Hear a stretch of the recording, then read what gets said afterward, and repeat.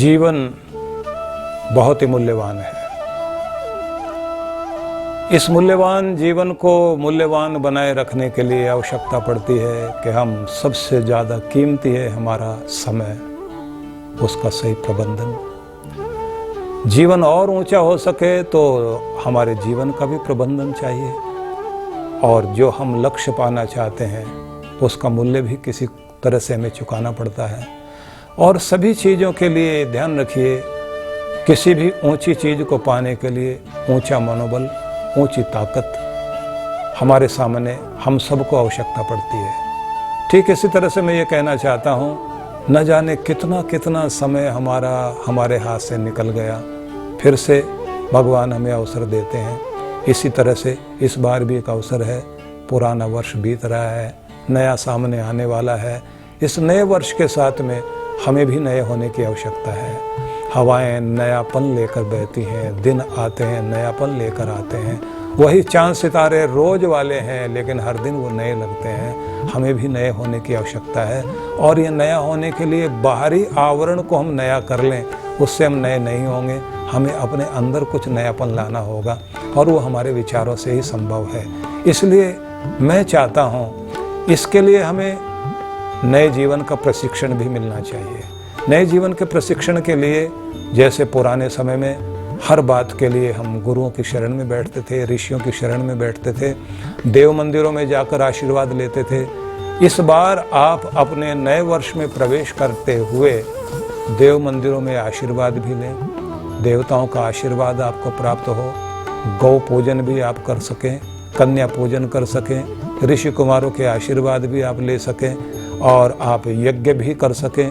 लेकिन इससे भी ज़्यादा ज़रूरी है कि आप साधना में बैठकर वो विधि भी सीख लें कि थोड़े से समय में अपने घर में, अगर आप रात्रि में सोने से पहले 7 मिनट की छोटी सी साधना, और सवेरे जागते समय आप केवल 3 से 5 मिनट के लिए एक छोटी सी विधि, और जब आप पूजा करने बैठे सुबह स्नान करने के बाद उसमें केवल 17 मिनट का समय आप अपने आप को दे दें। इतने समय में ही आपके जीवन में एक बड़ा भारी परिवर्तन आ सके, कृपाएं आपकी तरफ लौट सकें। वो विधि सीखना आवश्यक है। मैं उसके लिए आपको आमंत्रित करता हूँ। मैं ये भी कहता हूँ आपसे, अगर आज दुनिया में कोई भी आगे बढ़ा है, उसने उसकी रूपरेखा बनाई है, उसने उसकी योजना बनाई है, लक्ष्य निर्धारण किया है, उसके लिए उसने अपना अनुशासन कायम रखते हुए एक दृढ़ संकल्प के साथ परिश्रम भी किया है।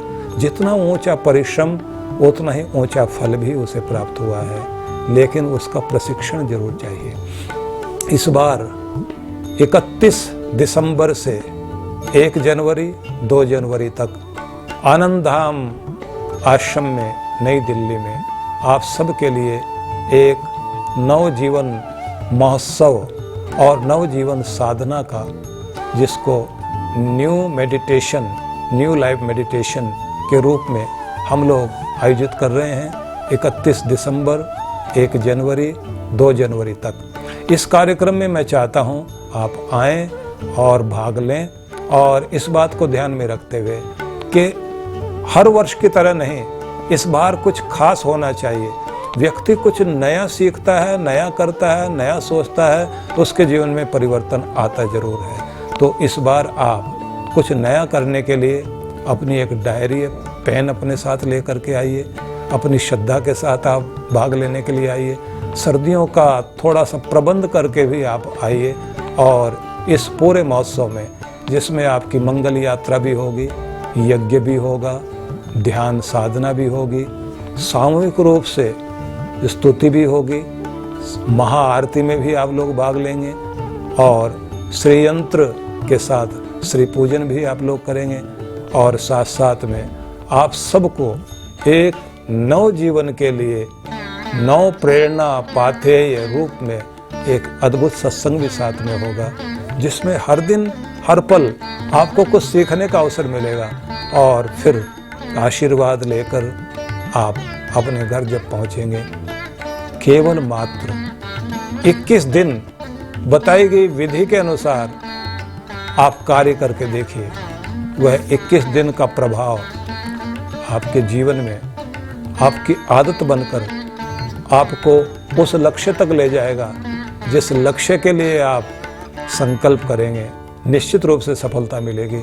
बस 21 दिन आप बताएगी विधि को, थोड़ा समय ही लगेगा, ज़्यादा समय नहीं, क्योंकि थोड़े से समय में साधना करके आप सफल हो सकें, उस विधि को हम सिखाने जा रहे हैं। और ये भारत के ऋषियों की वो कृपाएं हैं जो हम सबको प्राप्त होनी चाहिए, वो सब आपको दी जाए।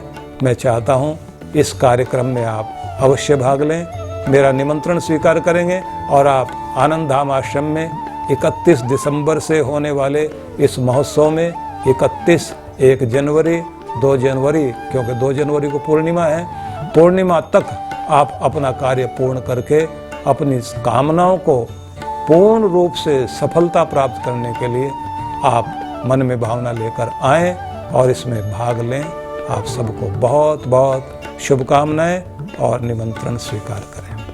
पंजीकरण के लिए संपर्क करें श्री ललित कुमार जी 9312284390 01164707749। आयोजक विश्व जागृति।